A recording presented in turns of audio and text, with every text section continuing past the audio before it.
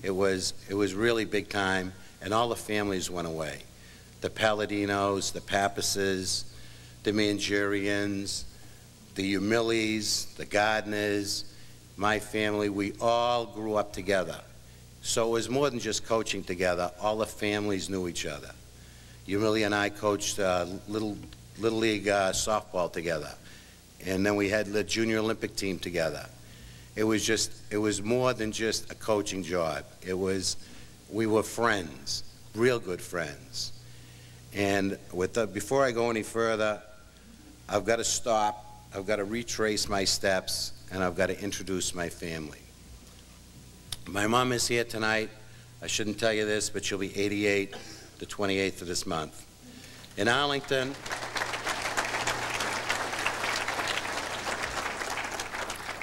where I grew up, she's known affectionately as the mayor of Arlington Center because she worked in Gayland's Donut Shop for 40 years, and that was the townie hangout. My sister Ann is here with her husband Frank. My nieces Erin and Tara are here. Erin's husband is a state trooper who right now is in training to be a mounted trooper, and there are only 12 mounted troopers in the state. So that's kind of a special thing happening in our extended family. They say the two most important decisions you make in life are where you go to school and who you marry. The way I look at it is, I know I got one of them right.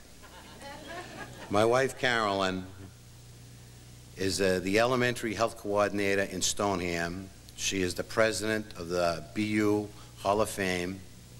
She is a member of the Massachusetts High School Softball Coaches Hall of Fame, having coached at Newton North High School for 25 years. She is now a volunteer assistant coach for my daughter Kelly at Lexington High School, and she's the best.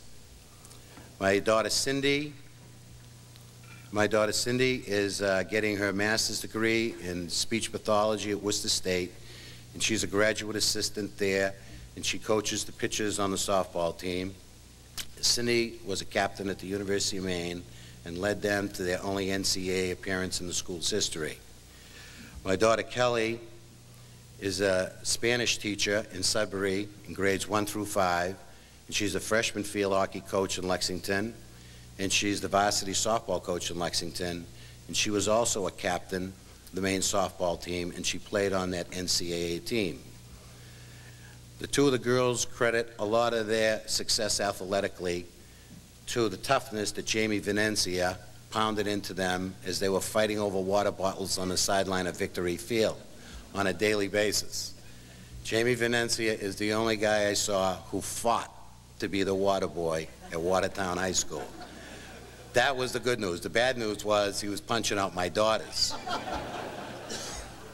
But they were better for it, and it made them tougher competitors, because when Maine plays BU, you know you have to be tough to survive in any sport.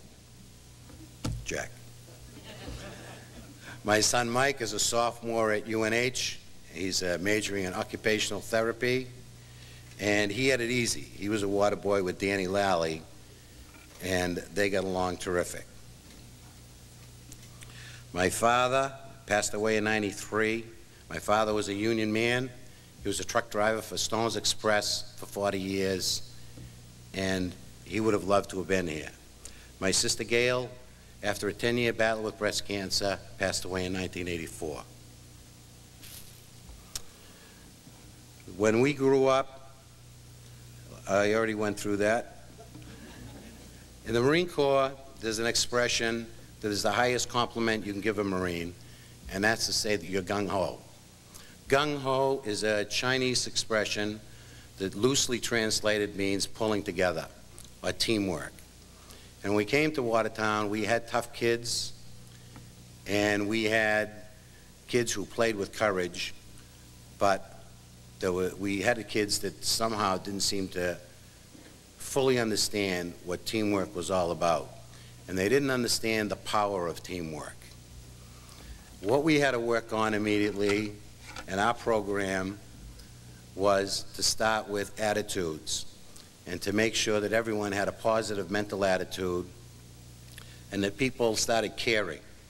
Not just caring about themselves, but caring about their families, caring about their home, caring about their church, caring about their teammates, caring about their school, caring about their community, just being a caring person in general, and carrying that over onto the playing field and playing like you care.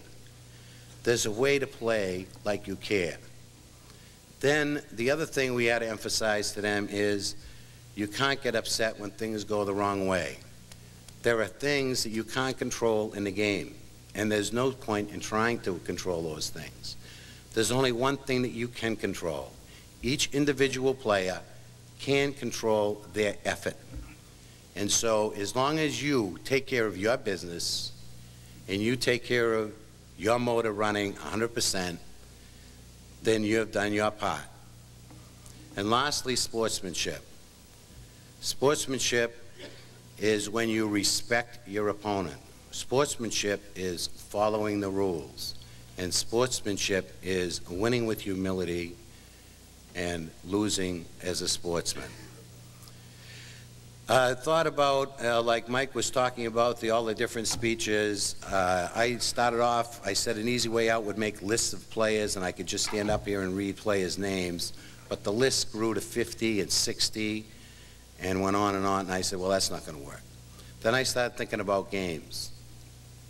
Then I started drawing up a list of assistant coaches, like Kevin Gilday and Scott Giusti, who were down here.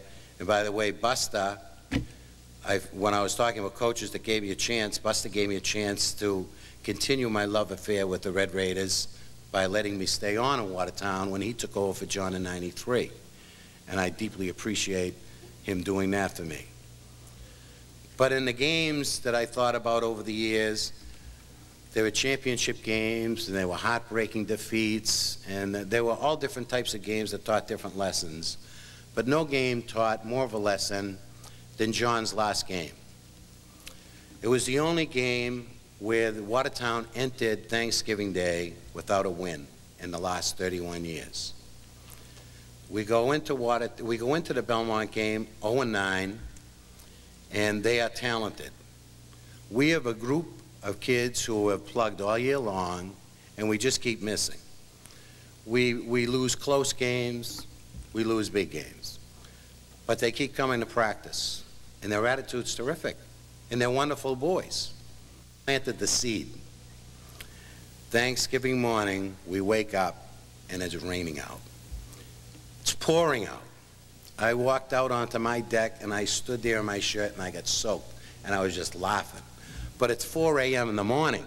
As every football coach knows, Thanksgiving morning, you're up early, like real early, like it's dark out when you're up.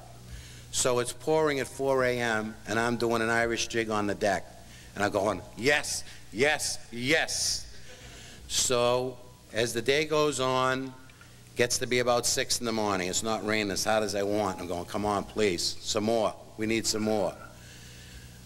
We get over down to the field, we have our breakfast first, then we get down to the field, we get on the bus, we get over to Belmont, we're there early. We're out in the field, and we get out there and we're walking the field, and it's like squish, squish, beautiful, squish. Rub your foot across it, it's mud, beautiful. Guys, we got a shot, this is our field. We can beat them on this field. So our guys are out there frolicking around the mud. If someone looked at them, they would have thought they were nuts. But they knew they can win. They have a chance now. Then, so we're smiling, our kids are smiling. But down the other end, Belmont comes out. We're finishing up our routine because we're all cranked up, we're wired. We're coming off the field. Belmont is just coming on the field. They get lined up. They don't even have their helmets on, which is a little unusual in pregame. They should have had them on. But they had something planned for us. They're all grinning from ear to ear. And they're looking at us the way the lion would look at a lamb. They're drooling, and they're grinning from ear to ear.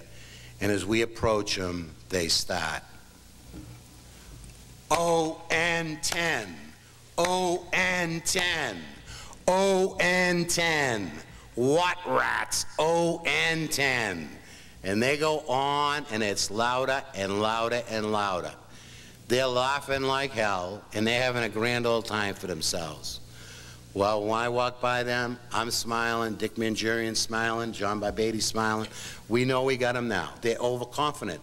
Not only are we going to play them in the mud, but they're overconfident, and they think there's no way they can lose. I've gone the long version here. I'm going to wrap it up quickly. It's 3-0 at the half. Everyone's covered in mud from head to toe. The second half, and we're tickled pink. We tell our kids, we're not kicking a field goal. We didn't come here to kick a field goal and tie this game. If we can't score, we don't deserve to win. We're going to stop them, and we're going to get a break, and we're going to win. We stop them. We recover a fumble down the railroad track, ends of the field. We have a freshman back named Tommy Dicker who sprints in at the flag. We run the same play for the extra point. It's 8-3 Watertown.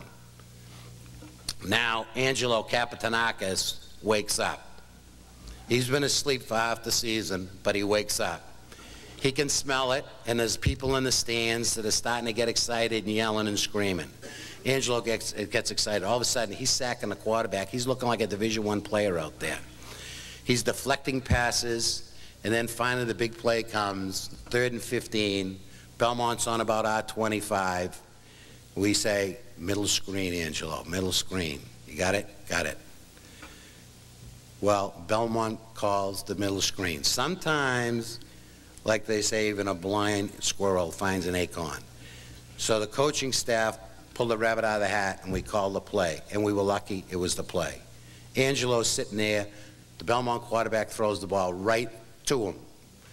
Angelo sprints for the end zone, and I don't know how he didn't make it, but their quarterback made a great play and tackled Angelo by his big toe. We kill the clock. The Raiders win. And all I'm going to say is, good things happen to good people.